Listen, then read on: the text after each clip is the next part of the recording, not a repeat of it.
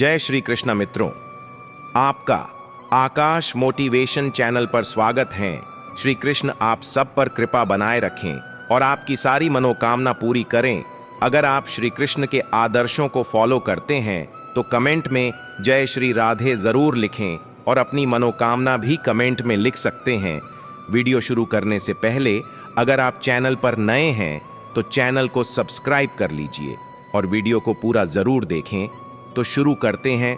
श्री कृष्ण कहते हैं कि भक्ति में अगर मन लगने लगे तो समझ लो कि आपने भगवान को नहीं बल्कि भगवान ने आपको चुना है। दोस्तों, आज का यह वीडियो बहुत ही महत्वपूर्ण है क्योंकि आज के इस वीडियो में हम बात करेंगे स्वयं भगवान श्री कृष्ण के श्री मुख से निकली श्रीमद् भगवत गीता के दिव्य ज्ञान से प्रेरित ऐसे पवित्र और अनमोल विचारों की जो आपके जीवन से सारे दुख, चिंता और निराशा का अंत करके जीवन को नई ऊर्जा, उमंग और खुशियों से भर देंगे। श्रीमद् भगवत गीता सिर्फ एक धर्म के लिए नहीं है बल्कि इसे धरती के हर इंसान को पढ़ना और समझना चाहिए ताकि वह अपनी जिंदगी में सुख, शांति और सफलता को प्राप्त कर सके। कहा जाता है कि जिस घर में गीता का पाठ हर रोज पढ़ा जाता है या सुना जाता है उस घर में भगवान श्री कृष्ण स्वयं आते रहते हैं। मित्रों, अगर आप भगवान श्री कृष्ण के इस बहुमूल्य ज्ञान का लाभ अधिक से अधिक लेना चाहते हैं तो श्रीमद् भागवत गीता से प्रेरित इस ज्ञान को पूरा अंत तक सुने और इन विचारों को आप हर रोज सुबह और रात में सोने से पहले जरूर सुने। तो चलिए सुनते हैं। श्री कृष्ण कहते हैं, जिंदगी में कुछ नेक काम ऐसे भी करने चाहिए जिनका उस ऊपर वाले के सिवा कोई दूसरा गवाह ना हो। जीवन मिलना भाग्य की बात है, मृत्यु होना समय की बात है, मगर मृत्यु के बाद भी लोगों के दिलों में जीवित रहना यह कर्मों की बात है। कहानी पुरानी जरूर है और आपने सुनी भी होगी, पर कई बार कहानी की शिक्षा इतनी महत्वपूर्ण होती है कि उसे बार बार सुनना जरूरी हो जाता है ताकि हम सतर्क हो सके, बार बार अपने जीवन में झांक सके कि कहीं हम भी तो ऐसा नहीं कर रहे। भगवान ने जब इंसान की रचना की तो उसे अपनी यात्रा आरंभ करने से पहले 2 पोटली दी और कहा, एक पोटली तुम आगे की तरफ लटकाना और दूसरी पोटली कंधे के पीछे की तरफ। इंसान ने बिल्कुल वैसा ही किया। फिर भगवान ने कहा, ध्यान से सुनो, तुम्हारी नजर सिर्फ और सिर्फ आगे वाली पोटली पर होनी चाहिए, पीछे वाली पर नहीं। इंसान हामी भरकर वहां से चला गया। इंसान ने ठीक वैसा ही किया जैसा उसे भगवान ने बताया था। वह आगे वाली पोटली को बार बार देखता। आगे वाली पोटली में उसकी कमियां थीं और पीछे वाली पोटली में दुनिया की कमियां। वह जब भी आगे वाली पोटली को देखता तो उसे अपनी कमियां नजर आती। वह एक एक करके अपनी कमियां सुधारने गया और उसकी तरक्की होने लगी। वह बहुत अच्छा इंसान बनता गया, बेहतर से बेहतर खुशहाल होता गया।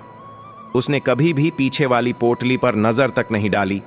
एक बार वह तालाब के किनारे नहाने के लिए रुका। उसने दोनों पोटलियां तालाब के किनारे छोड़ दी। नहाकर जब वह बाहर आया तो उसे समझ ही नहीं आया कौन सी पोटली आगे वाली थी और कौन सी पीछे वाली, क्योंकि दोनों बिल्कुल एक जैसी थी। अब गड़बड़ यह हुई कि उसने पीछे वाली पोटली आगे टांग ली और आगे वाली पीछे। अब उसे पूरी दुनिया में कमियां ही कमियां नजर आने लगी। यह ठीक नहीं, वो ठीक नहीं, बच्चे निकम्मे हैं, पड़ोसी बेकार है, सरकार बेकार है, जहां देखो वहां कमियां। अब वह हर जगह कमियां ढूंढने लगा सिवाय खुद के, क्योंकि उसे भगवान की वह बात याद थी कि नजर सिर्फ आगे वाली पोटली पर रखना अब बेचारे का बहुत बुरा परिणाम होने लगा। वह पतन की तरफ बढ़ने लगा। नकारात्मकता ने उसे घेर लिया। हर इंसान उसे बुरा लगने लगा। उसकी दुनिया नरक बनने लगी। अब उसे समझ नहीं आ रहा था कि आखिर चक्कर क्या है।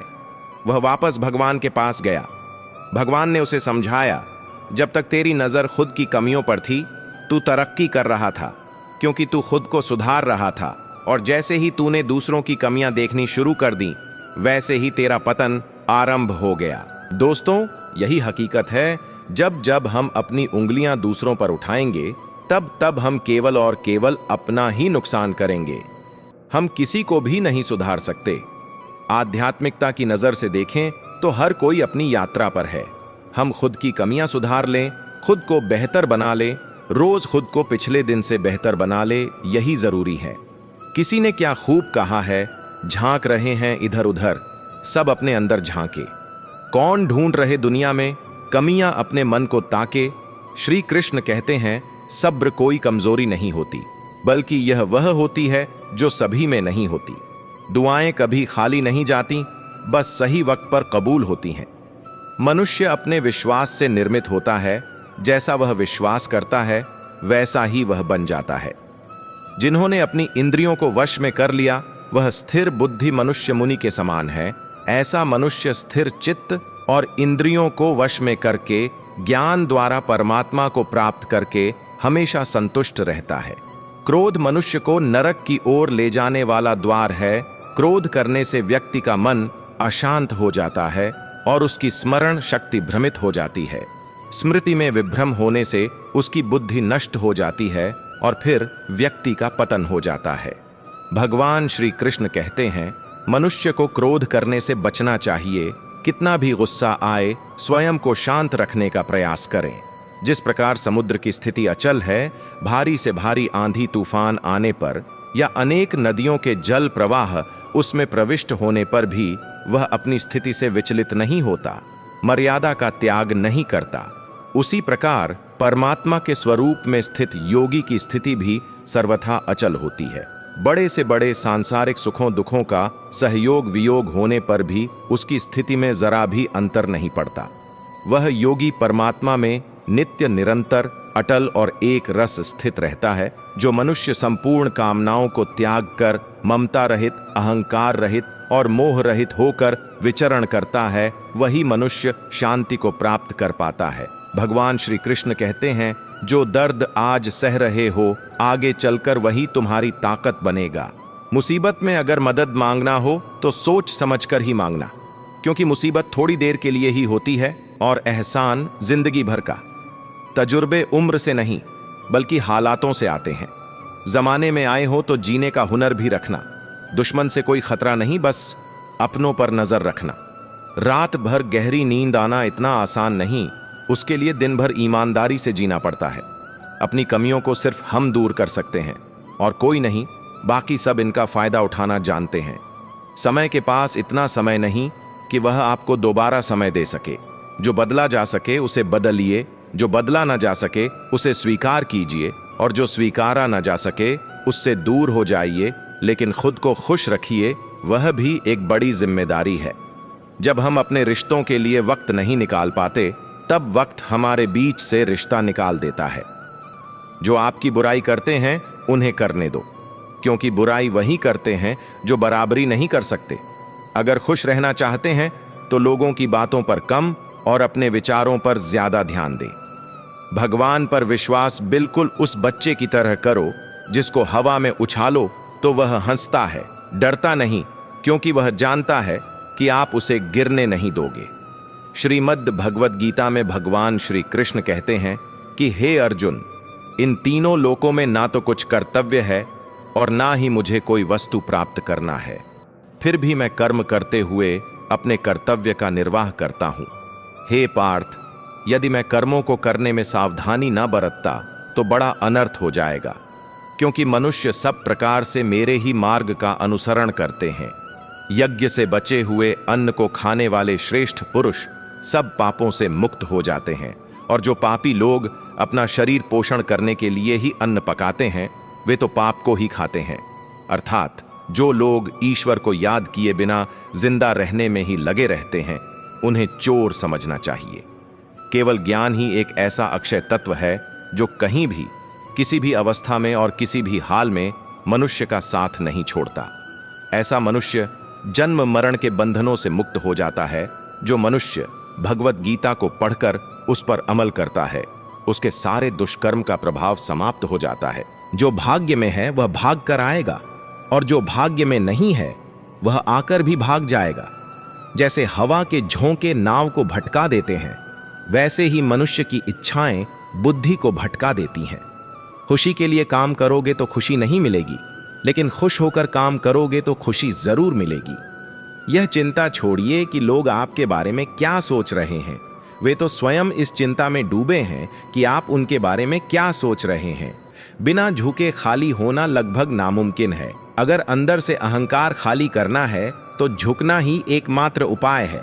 जहां तक दिखाई दे रहा हो वहां तक जाइए। जब आप वहां पहुंचेंगे तो आप और आगे देख पाएंगे आंसुओं में वह खामोश दुआ है जो सिर्फ परमात्मा ही सुन सकता है। हम जो हैं उसके जिम्मेदार हम खुद हैं, और जो हम बनना चाहते हैं वह बनने की शक्ति हम अपने अंदर रखते हैं।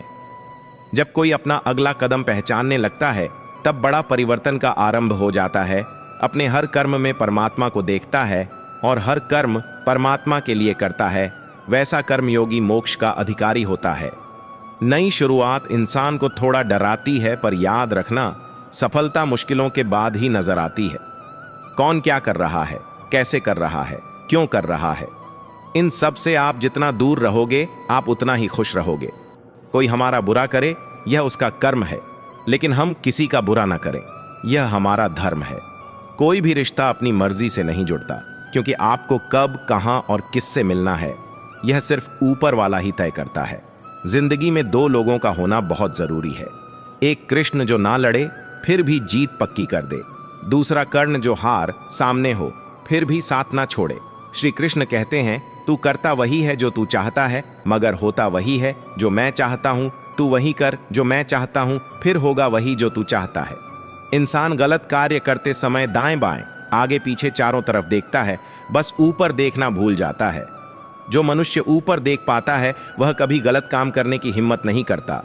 भगवान श्री कृष्ण कहते हैं कि जो भी मेरे भक्त श्रद्धा से मुझे स्मरण करते हैं, मेरा नाम जपते हैं, मेरी पूजा करते हैं तथा मुझसे प्रेम करते हैं, वह मेरे हैं, और मैं उनके सभी कष्टों का निवारण करके उन्हें वह सभी सुख प्रदान करता हूं जिनकी वह कामना करते हैं। मित्रों, एक समय की बात है, भोला नाम का एक आदमी शहर की एक छोटी सी गली में रहता था। वह मेडिकल की दुकान चलाता था। सारी दवाइयों की उसे अच्छी जानकारी थी। पूरी दुकान खुद संभालता था, इसलिए कौन सी दवा कहां रखी है उसे अच्छी तरह पता था। वह पूरी ईमानदारी से अपना काम करता था। ग्राहकों को सही दवा सही दाम पर देता था। सब कुछ अच्छा होने के बाद भी भोला नास्तिक था। भगवान में उसका जरा भी विश्वास नहीं था। वह पूरा दिन दुकान पर काम करता और शाम को परिवार तथा दोस्तों के साथ समय गुजारता था। उसे ताश खेलने का बहुत शौक था। जब भी समय मिलता दोस्तों के साथ ताश खेलने बैठ जाता था। एक दिन वह दुकान पर था, तभी कुछ दोस्त आए और तभी भारी बारिश भी शुरू हो गई। रात हो गई थी, लेकिन सभी बारिश थमने का इंतजार कर रहे थे। बिजली भी चली गई थी। बैठे बैठे क्या करें, सोचा मोमबत्ती की रोशनी में ताश ही खेल लेते हैं। सारे दोस्त दुकान में ताश खेलने बैठ गए। सभी ताश खेलने में मग्न थे। तभी एक बच्चा भागता हुआ आया। वह पूरी तरह भीग चुका था। उसने जेब से दवा की एक पर्ची निकाली और भोले से दवा मांगी। भोला खेल में मग्न था। उसने पहली बार में तो ध्यान ही नहीं दिया। तभी बच्चे ने जोर से आवाज देते हुए कहा, मेरी माँ बहुत बीमार है, सारी दवा की दुकानें बंद हो गई हैं। आप दवा देंगे तो मेरी माँ ठीक हो जाएंगी। भोला आधे अधूरे मन से उठकर पर्ची देखी और अंदाज से दवा की एक शीशी उठाकर उसे दे दी। पैसे काटकर बच्चे को लौटा दिए। बच्चा भागते हुए चला गया। तभी बारिश रुकी और भोले के दोस्त चले गए और भोला भी दुकान बंद करने लगा। तभी उसे ध्यान आया कि रोशनी कम होने के कारण उसने गलती से बच्चे को चूहे मारने वाली दवा की शीशी दे दी है। भोला के हाथ पांव फूल गए। उसका दिल जोर जोर से धड़कने लगा। उसकी 10 साल की नेकी पर मानो जैसे ग्रहण लग गया। उस बच्चे के बारे में सोचकर वह घबराने लगा। सोचा, यदि वह दवाई उसने अपनी बीमार मां को दे दी तो वह अवश्य मर जाएगी। बच्चा भी बहुत छोटा होने के कारण उस दवाई को तो पढ़ना भी नहीं जानता होगा। एक पल वह अपनी इस भूल को कोसने लगा और ताश खेलने की अपनी आदत को छोड़ने का निश्चय कर लिया। पर यह बात तो बाद में देखी जाएगी। अब क्या किया जाए? उस बच्चे का पता ठिकाना भी तो वह नहीं जानता। कैसे उसकी बीमार मां को बचाया जाए? सच में कितना विश्वास था उस बच्चे की आंखों में। भोला को कुछ सूझ नहीं रहा था। घर जाने की उसकी इच्छा मर गई। दुविधा और बेचैनी उसे घेरे हुए थी। घबराहट में वह इधर उधर देखने लगा। पहली बार उसकी नजर दीवार के उस कोने में गई जहां उसके पिता ने जिद करके भगवान श्री कृष्ण की तस्वीर दुकान के उद्घाटन के वक्त लगाई थी। तब पिता ने कहा था, भगवान की भक्ति में बहुत शक्ति होती है, वह हर जगह व्याप्त है। और हमें सदैव अच्छे कार्य करने की प्रेरणा देता है। भोला को वह सारी बातें याद आने लगी। आज उसने इस अद्भुत शक्ति को आजमाना चाहा। उसने कई बार अपने पिता को भगवान की तस्वीर के सामने हाथ जोड़कर आंखें बंद करते हुए पूजा करते देखा था। उसने भी आज पहली बार कमरे के कोने में रखी उस धूल भरी श्री कृष्ण की तस्वीर को देखा और आंखें बंद कर दोनों हाथों को जोड़कर वहीं बैठ गया। कुछ देर बाद वह छोटा बच्चा फिर दुकान में आया। पसीना पोंछते हुए उसने कहा, क्या बात है बेटा, तुम्हें क्या चाहिए? बच्चे की आंखों से पानी छलकने लगा। उसने रोते रोते कहा, बाबूजी, मां को बचाने के लिए मैं दवाई की शीशी लेकर भागता जा रहा था। घर के करीब पहुंच भी गया था, लेकिन बारिश की वजह से आंगन में पानी भरा था और मैं फिसल गया। दवाई गिर गई। क्या आप मुझे वहीं दवाई की दूसरी शीशी दे सकते हैं? भोला ने राहत की सांस लेते हुए कहा, क्यों नहीं। पर उस बच्चे ने दवाई की शीशी लेते हुए कहा, बाबूजी, मेरे पास तो पैसे नहीं हैं। भोला ने कहा, कोई बात नहीं, अब की बार जरा संभल कर जाना। भोला भगवान को धन्यवाद देता हुआ अपने हाथों में उस धूल भरी तस्वीर को लेकर अपनी धोती से पहुंचने लगा और अपने सीने से लगा लिया। उसे समझ में आ गया कि भक्त अगर मन से भगवान को याद करें तो भगवान उसकी रक्षा जरूर करते हैं और भगवान उनके सारे संकट हर लेते हैं। हम जो कुछ भी है वह हमने आज तक क्या सोचा, इस बात का परिणाम है। यदि कोई व्यक्ति बुरी सोच के साथ कोई काम करता है तो उसे कष्ट ही मिलता है। यदि कोई व्यक्ति शुद्ध विचारों के साथ बोलता है या काम करता है तो उसकी परछाई की तरह खुशियां उसका साथ कभी नहीं छोड़ती। महान कार्य को करने का यही तरीका है कि आप उसे पसंद करें जो आप करना चाहते हैं। मैदान से हारा हुआ इंसान तो फिर से जी सकता है, लेकिन मन से हारा हुआ इंसान कभी नहीं जीत सकता। इसलिए मन से कभी हार मत मानना। अगर आपने सफर शुरू कर ही दिया है तो बीच रास्ते से लौटने का कोई फायदा नहीं होगा, क्योंकि वापस आने में जितनी दूरी तय होगी क्या पता मंजिल उससे भी पास हो। नामुमकिन कुछ भी नहीं है। हम वह सब कर सकते हैं जो हम सोच सकते हैं, और वह सब सोच सकते हैं जो हमने कभी नहीं सोचा कि सब कुछ संभव है। हे ईश्वर, सुख देना तो बस इतना देना कि जिससे अहंकार ना आए, और दुख देना तो बस इतना कि जिससे आस्था ना खो जाए। जिंदगी में सिर्फ शहद ही ऐसा है जिसको 1000 साल के बाद भी खाया जा सकता है, और शहद जैसी बोली से सालों साल तक लोगों के दिल में राज किया जा सकता है। रास्ते कभी खत्म नहीं होते, बस लोग हिम्मत हार जाते हैं। तैरना सीखना है तो पानी में उतरना ही होगा। किनारे बैठकर कोई गोताखोर नहीं बनता। एक ऐसा लक्ष्य निर्धारित करें जो आपको सुबह बिस्तर से उठने पर मजबूर कर दे।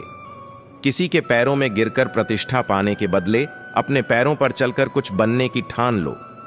जिस व्यक्ति ने कभी गलती नहीं की, उसने कभी कुछ नया करने की कोशिश नहीं की।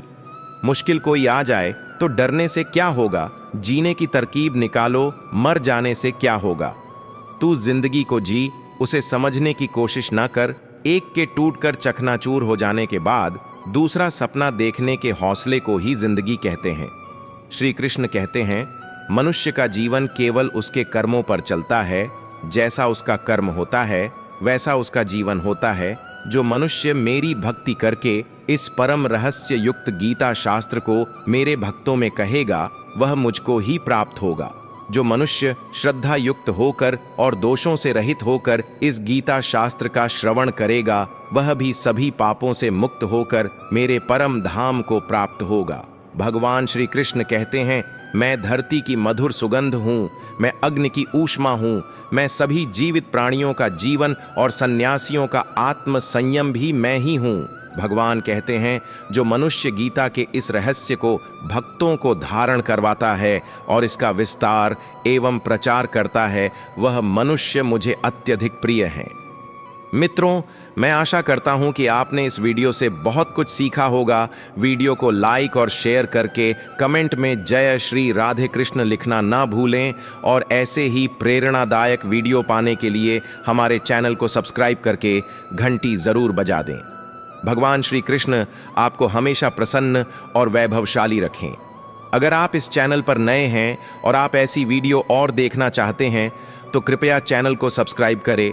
आपका समर्थन हमारे लिए बेहद ही महत्वपूर्ण है। भगवान श्री कृष्ण की कृपा आपके साथ सदैव बनी रहे। जय श्री राधे कृष्णा।